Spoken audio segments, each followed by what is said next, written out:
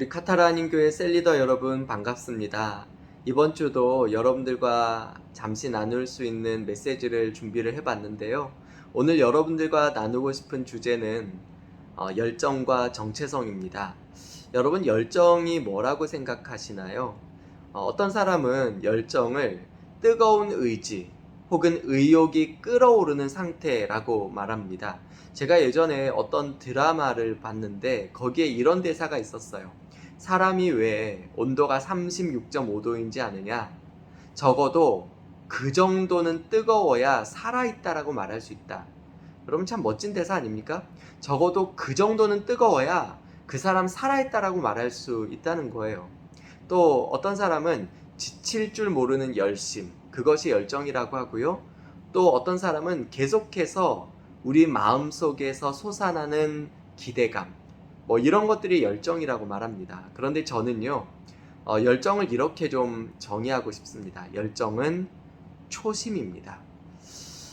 여러분, 제가 사람들을 좀 만나보니까 처음부터 냉랭했던 사람은 별로 없어요. 대부분이 한때는 가슴이 뜨거웠던 적이 있습니다. 제가 오늘 아침에 그 예레미야 35장 말씀을 나눴는데요. 거기 시드기야 왕이 등장합니다. 저는 이 말씀을 묵상하면서 이 시드기야 왕도 한때는 가슴이 뜨거웠던 적이 있었구나. 여러분, 시드기야 왕도 처음에는 다르게 살고 싶었어요. 그는 다른 사람이 되고 싶었습니다. 여러분, 시드기야가 꿈꿨던 이스라엘 나라가 있습니다. 이스라엘에서는 모든 사람이 자유를 누릴 수 있는 그런 나라, 그 나라를 꿈꾸면서 그는 모든 사람 앞에서 이제 노비들이 이제 해방을 얻고 자유를 누릴 수 있도록 계약을 맺어요. 여러분, 처음엔 그도 그렇게 가슴이 뜨거웠어요. 문제는 왜 식어졌냐는 거예요. 그러니까 우리는요, 처음부터 냉랭한 사람이 아니라 나도 모르게 식어졌다는 것이죠. 그래서 우리가 초심으로 돌아올 때, 첫사랑을 회복할 때 자연스럽게 열정을 회복할 수가 있습니다. 여러분, 그러면 이 열정은 도대체 어디서부터 생겨나는 것일까요? 저는 아주 강력하고도 분명한 자기의식에서부터 열정은 솟아난다라고 생각합니다. 제가 얼마 전에 우리 아이들하고 라이온킹이라는 애니메이션을 봤거든요. 아마 여러분들도 한 번쯤은 다 보셨을 거예요. 그 애니메이션을 보면 미래의 왕, 퓨처 킹으로 태어난 심바, 아기 사자가 있어요. 그런데 이제 그 아버지 무파사가 사자의 왕이거든요. 그 아버지 무파사를 질투했던 동생 스카가 계략을 꾸며서 결국 무파사가 협곡에서 죽게 돼요. 그런데 이 아기 사자 신바는 자기 때문에 아버지가 죽었다 생각하고 그 왕국을 떠나서 어디로 가냐면 홍멧돼지와 미어캣이 사는 그 숲속 마을로 가요. 거기서 이제 그 초식 동물들과 함께 생활하면서 벌레를 먹으면서 그렇게 살아갑니다. 어느 날 그 추장 원숭이가 신바가 살아있다는 사실을 알고 거기까지 찾아와서 같이 돌아가자. 그런데 신바가 난 못 간다. 나 때문에 아버지가 죽었기 때문에 못 간다.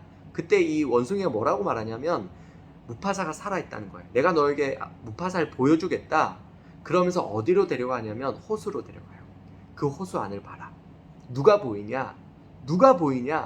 그 호수를 보는데 신바가 그 호수에 비친 자기 모습 속에서 아버지 얼굴을 봐요.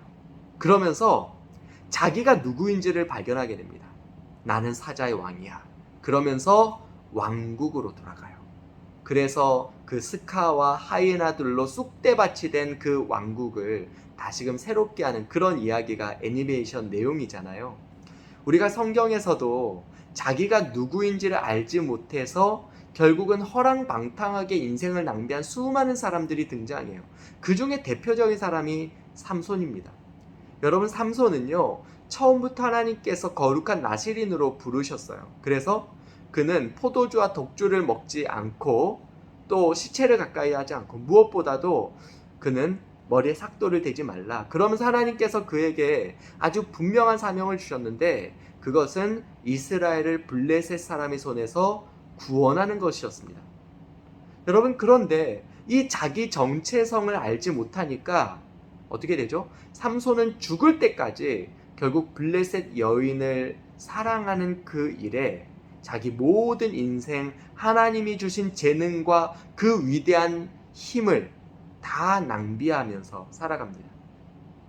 반면에 성경에서는 하나님이 아니었다면 그저 졸장부처럼 평범한 인생을 살아갈 뻔했던 사람들이 자기가 누구인지를 깨닫고 위대한 인생으로 변화되는 모습도 보게 돼요. 대표적인 예가 기드온입니다. 여러분, 기드온은 참 소심하고 두려운 사람이었어요. 겁쟁이였습니다. 처음 기드온이 성경에 등장했을 때 그는 포도 즙틀에 숨어서 보리타작을 하고 있었어요. 미디안 사람들에게 들키기 싫어서. 그때 하나님이 나타나서 뭐라고 부르십니까? 큰 용사여, 큰 용사여.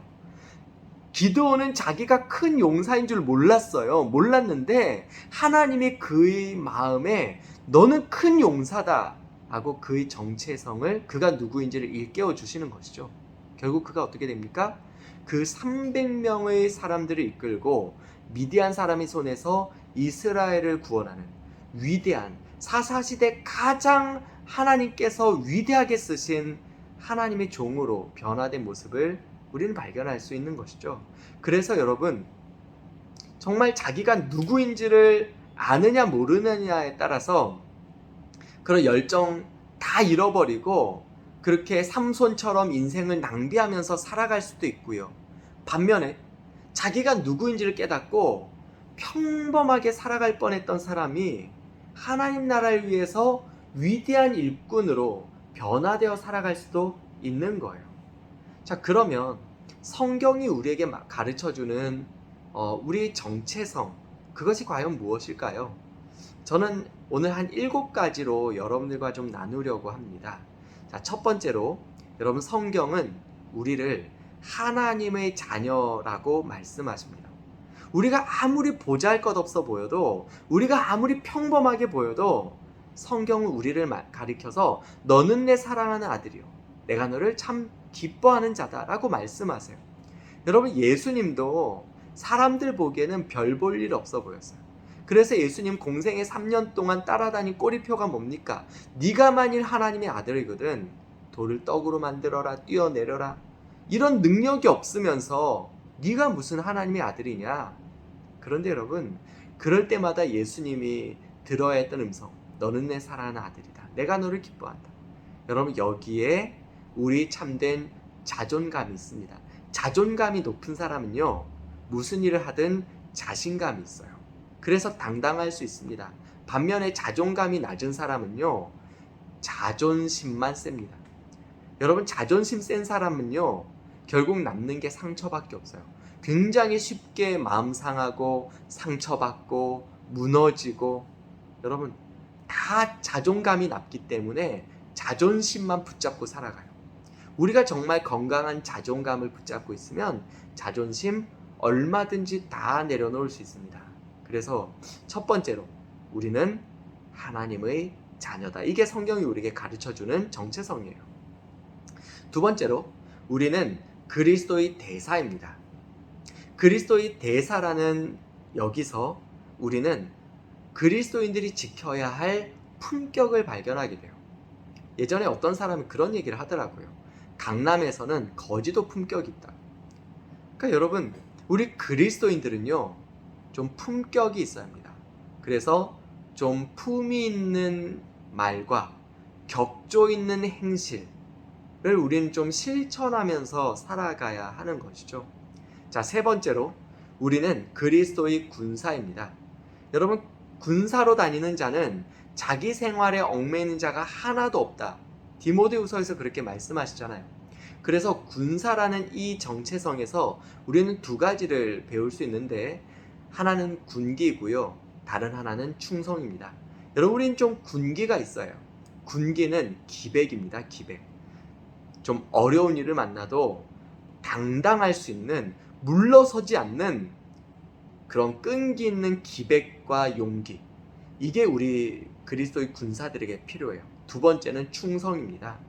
여러분, 군인은요, 하나님 말씀에 무한 충성하는 자들이에요. 우리가 예수님 그 복음서 말씀을 보면 백부장 나오지 않습니까? 자기 하인이 지금 심한 중병에 걸려서 예수님이 내가 가서 고쳐주리라. 그때 백부장 뭐라고 말합니까? 오지 마시고 말씀으로만 하십시오. 제 위에도 주인이 있고 제 밑에도 종이 있어서 제가 오라 하면 오고 가라 하면 가고 말을 듣습니다. 이것은 믿음에 대한 말씀이기도 하지만 충성에 대한 말씀이기도 해요. 그래서 우리가 정말 그리스도의 군사다라는 자기 정체성을 가지고 있다면 우리는 항상 하나님 앞에서 절대 복종, 무한 충성, 우린 그것을 외치며 늘 순종하며 나아갈 줄 알아야 합니다. 네 번째로 성경은 우리를 빛과 소금이라고 가르치고 있습니다. 빛이 무엇입니까? 착한 행실이에요. 예수님께서 말씀하시잖아요. 너희 착한 행실을 보고 모든 사람들이 너희 하늘 아버지께 영광을 돌리게 하라. 우린 좀 착한 사람들이 되어야 합니다. 저는 그 주기도문에서 하늘에 계신 우리 아버지요. 그러니까 하늘에 계시다. 높으신 분인데 우리 아버지. 가까이 계시는. 항상 친근하게 다가설 수 있는 우리 아버지. 그래서 여러분 좀 착하고 편한 행실을 날마다 좀 보여줄 수 있는 그런 사람들이 되어야 해요. 또 여러분 소금은요. 오름을 뜻해요. 오름.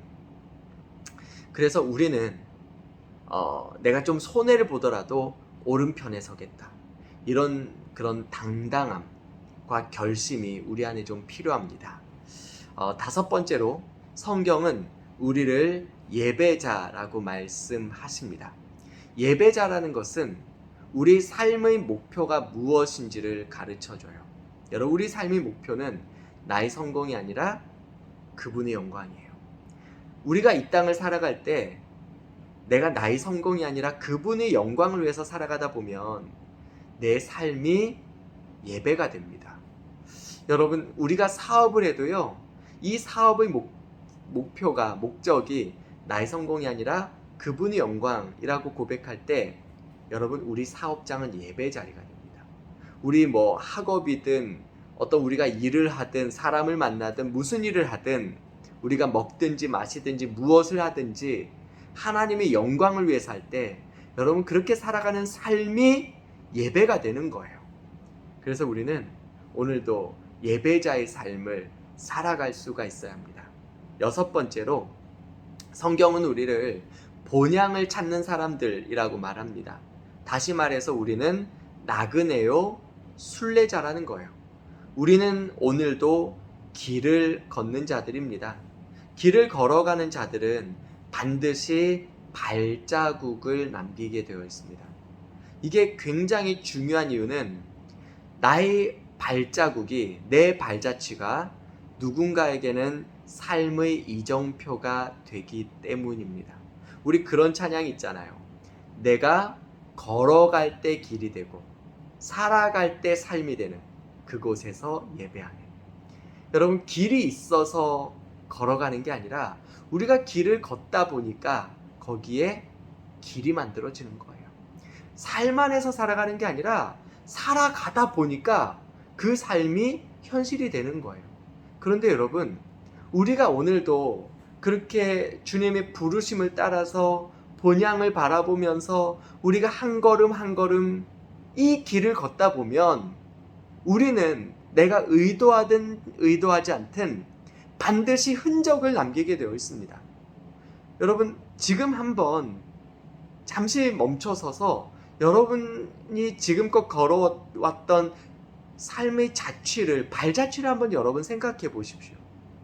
우리가 지금껏 남긴 흔적을 한번 생각해 보자고요. 내가 남긴 발자국은요 누군가에게는 이정표가 돼요. 누군가는 나의 행실을 보고 나의 행동들을 보고 그대로 따라합니다. 여러분 그래서 정말 순례자로 살아가는 사람은요 내가 오늘 하는 그 행동에 무책임해서는 안 돼요.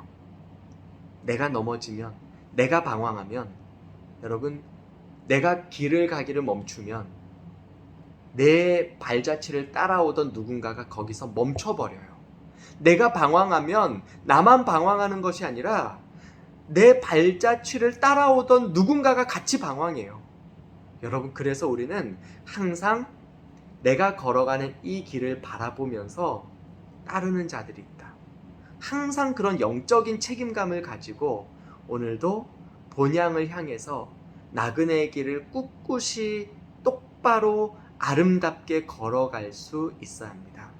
마지막으로 여러분, 우리는요, 이 땅을 살아가는 작은 예수들이에요.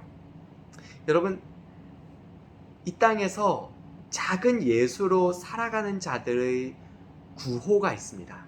그것은 not I but Christ예요. 내가 아니라 주님이다. 우리 갈라디아서 2장 20절에도 내가 그리스도와 함께 십자가에 못 박혔나니 그런즉 이제는 내가 산 것이 아니요 내 안에 그리스도께서 사신 것이다. 여러분, 정말 이 땅에서 작은 예수로 살아가는 사람은요, 오늘도 내가 사는 것이 아니요 내 안에 그리스도께서 사신 것이라, 우리 그런 마음과 고백을 가지고 살아가게 됩니다. 제가 예전에 신대원 다닐 때, 그때 찬양 사역자 송정미 사모님께서 간증을 하셨거든요. 그 간증 말미에 이런 말씀하셨어요. 그 당시 아마 고영원 전도사님이었던 것 같은데 한 5, 6분 정도 전화 통화를 했답니다. 그런데 전화를 끊고 나서 예수님이 그립더라는 거예요. 그래서 이분이 그런 말씀하세요. 아니, 도대체 이분은 누구길래 한 5분, 6분 단지 전화 통화했는데 전화를 끊고 나서 이 사람이 생각나는 게 아니라 예수님이 생각나더라는 거예요. 여러분, 우리가 이 땅을 살아가면서 내 이름 석자를 남기는 것이 아니라 그리스도의 이름을 이 땅의 열방에, 사람의 마음에 새겨주는 것. 여러분, 그게 오늘도 우리가 살아가는 인생의 참된 목적과 비전 아니겠습니까? 그래서 나를 만난 사람이 내 이름 석자를 잊어버려도, 내 존재를 기억하지 못해도 내가 전하고 싶었던, 내가 사랑하는 내 안에 살아계신 예수 그리스도, 그 예수님을 그가 만나게 된다면, 사랑하게 된다면, 그 예수님을 따르며 살아가게 된다면, 여러분, 그것이 결국은 우리 삶의 가장 아름다운 목표와 비전이 될 것 같아요. 그래서 여러분, 오늘 우리는 한 7가지로 성경이 우리에게 가르쳐 주시는 이 거룩한 정체성을 생각해 볼 수 있었습니다. 우리가 누구라고요? 우리는 하나님의 자녀입니다. 그리스도의 대사, 그리스도의 군사, 그리고 빛과 소금, 예배자, 순례자, 그리고 이 땅을 살아가는 작은 예수입니다. 어떻습니까, 여러분? 가슴이 좀 뜨거워지지 않나요? 내가 누군지를 깨닫게 될 때 여러분, 내가 살아야 할 이유가 생겨요. 그리고 그게 분명해지면 우리는 절대로 미적지근하게 살아갈 수가 없습니다. 이거를 모르니까 마음이 식어지고 딴짓하면서 살아가는 거예요. 우리 오늘 내가 누군지를 한번 다시금 굳게 붙잡고 정말 그리스도의 영광을 위해서 우리 힘차게 달려갔으면 좋겠습니다. 그리고 제가 한 가지 좀 부탁을 드리고 싶은 것은, 여러분, 우리 셀에서 우리가 만나는 그분들에게 당신들이 누구인지를 여러분 일깨워 주셨으면 좋겠어요. 하나님이 우리에게 얼마나 많은 재능을 주셨습니까? 얼마나 많은 은혜를 주셨습니까?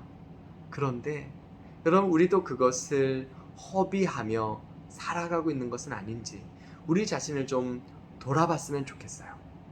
우리 셀 모임을 할 때마다 정말 우리가 누구인지, 내가 누구인지, 주님은 나를 누구라고 부르셨는지 우리 그것을 좀 생각하면서 우리 가슴이 좀 뜨거워지고, 그래서 우리 인생의 이 짧은 시간을 살아갈 때 우리가 이 시간을 낭비하지 않고 가슴 뜨거운 하나님의 사람들로 그렇게 하나님이 주신 이 거룩한 본분, 사명 감당하며 살았으면 좋겠어요.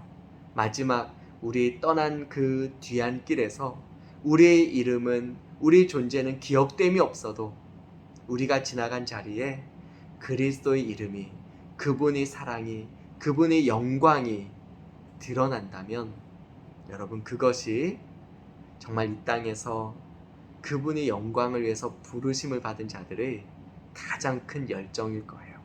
오늘도 이 마음을 품고 주님 앞에서 가슴 뜨거운 주의 백성들로 우리 모두가 살아낼 수 있기를 축복합니다. 제가 한번 기도하겠습니다. 하나님 아버지, 오늘도 참 두서없이 그러나 정말 우리가 누구인지를 하나님 말씀 앞에서 다시 생각하고 나누고 싶어서 이 말씀을 나누었습니다. 하나님, 우리 가슴이 뜨거워질 수 있게 하여 주시옵소서. 그래서 정말 우리가 함께 셀로 모일 때마다 내가 누구인지, 정말 우리는 무엇을 위해서 부르심을 받은 자들인지, 성경은 우리를 누구라고 말씀하시는지 우리가 다시금 생각하게 하시고 그 부르심에 합당한 가슴 뜨거운 인생들로 살아갈 수 있게 하여 주시옵소서. 예수님의 이름으로 기도합니다. 아멘. 여러분, 오늘 끝까지 들어주셔서 감사하고요. 이제 내일이면 주일입니다. 우리 같이 정말 하나님이 주실 은혜를 기대하면서 우리 또 오늘 하루도 우리 인생도 정말 믿음 안에서 뜨겁게 우리 모두가 살아갈 수 있기를 축복합니다.